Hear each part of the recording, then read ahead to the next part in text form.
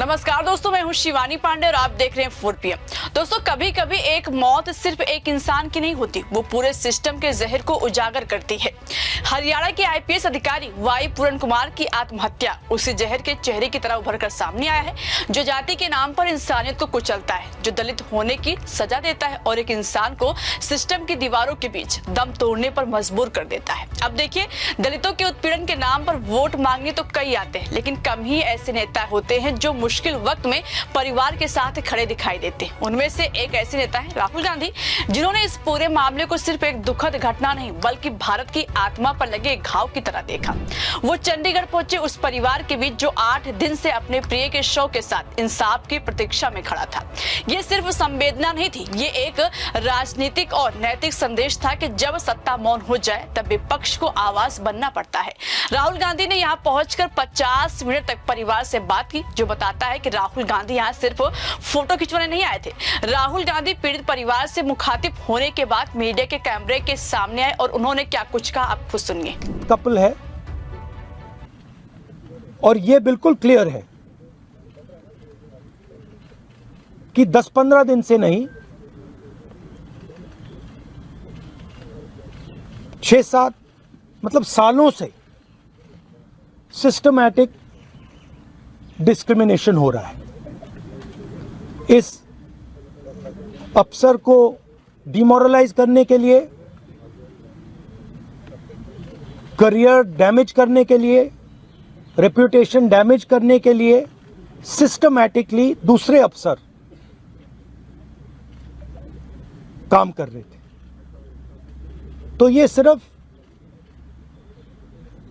एक परिवार का मामला नहीं है, देश में करोड़ों दलित भाई बहन हैं, उनको गलत मैसेज जा रहा है। क्या मैसेज जा रहा है कि आप कितने भी सक्सेसफुल हो, कितने भी इंटेलिजेंट हो, कितने भी कैपेबल हो, अगर आप दलित हो आपको दबाया जा सकता है, आपको कुचला जा सकता है, आपको फेंका जा सकता है, और ये हमारे लिए एक्सेप्टेबल नहीं है। दोस्तों, 7 अक्टूबर की सुबह जब देश अपनी रोजमर्रा की खबरों में उलझा था, हरियाणा के वरिष्ठ IPS अधिकारी वाई पूरन कुमार ने चंडीगढ़ सेक्टर 11 स्थित अपने घर के साउंड प्रूफ बेसमेंट में खुद को गोली मार ली।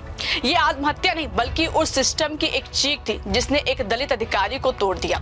मौत से एक दिन पहले उन्होंने 8 पन्नों का सुसाइड नोट और एक वसीयत लिखी थी अपनी पत्नी अवनीत पूरन कुमार के नाम।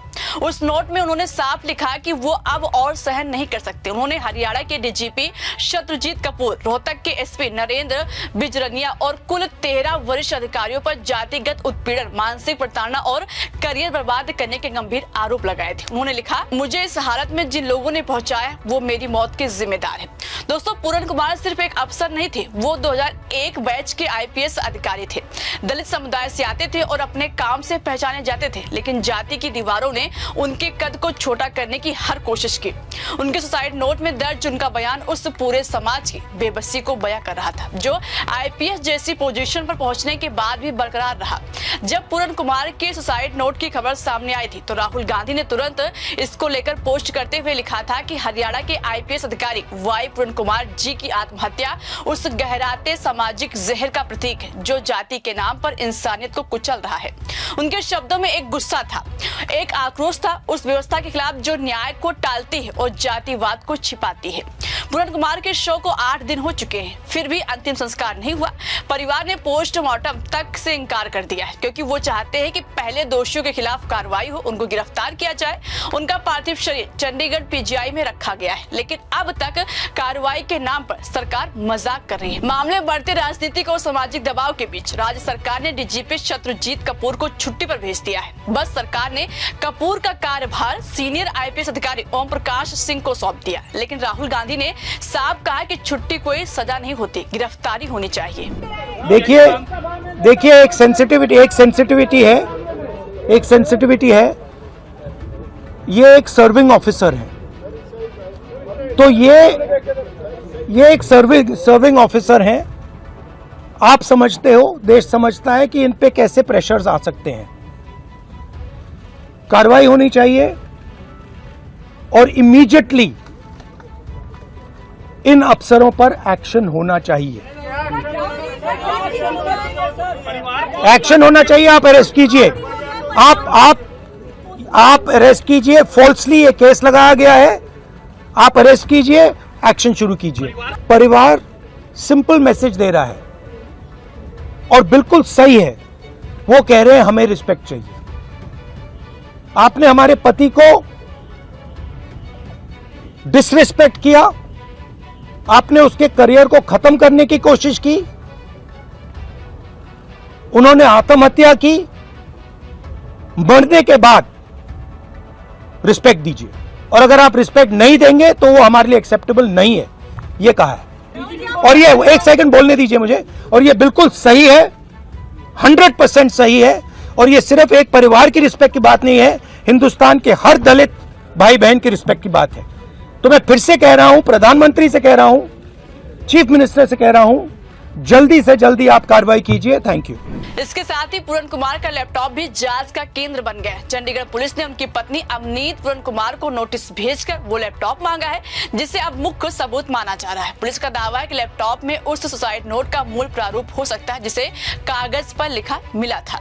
इसे सेंट्रल फॉरेंसिक साइंस लैब भेजने की तैयारी चल रही ताकि सुसाइड नोट की प्रामाणिकता जांची जा सके। लेकिन परिवार का कहना है कि जांच से ज्यादा जरूरी है न्याय। जब आरोपी खुलेआम घूम रहे हैं तब कोई जांच निष्पक्ष नहीं हो सकती। दोस्तों, पूरन कुमार ने अपने सुसाइड नोट में सिर्फ जातिगत अपमान का जिक्र नहीं किया था, बल्कि उन पलों का भी जिक्र किया था जब उन्हें अपने पिता की मौत के समय छुट्टी नहीं दी गई। उन्होंने लिखा कि कैसे वरिष्ठ अधिकारियों ने सार्वजनिक रूप से उनका अपमान किया और हर बार उनके दलित होने को उनके खिलाफ इस्तेमाल किया गया। हरियाणा सरकार ने मामले की गंभीरता को भांपते हुए रातों रात कई फैसले लिए, लेकिन ये फैसले तब आए जब विरोध उबाल पर था।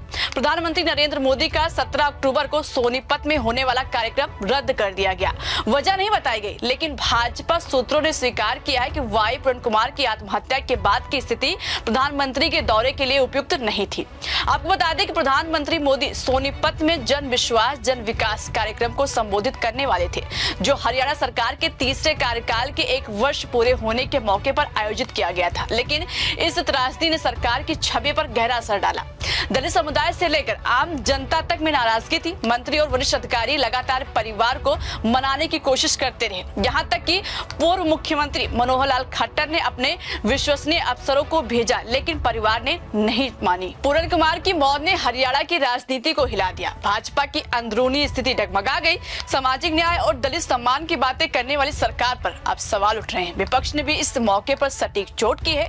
कांग्रेस ने इस घटना को दलित उत्पीड़न के खिलाफ अपने बड़े अभियान का हिस्सा बना दिया। राहुल गांधी ने कहा, ये सिर्फ पूरन कुमार की नहीं, हर उस दलित की लड़ाई जिसे सिस्टम ने तोड़ा है।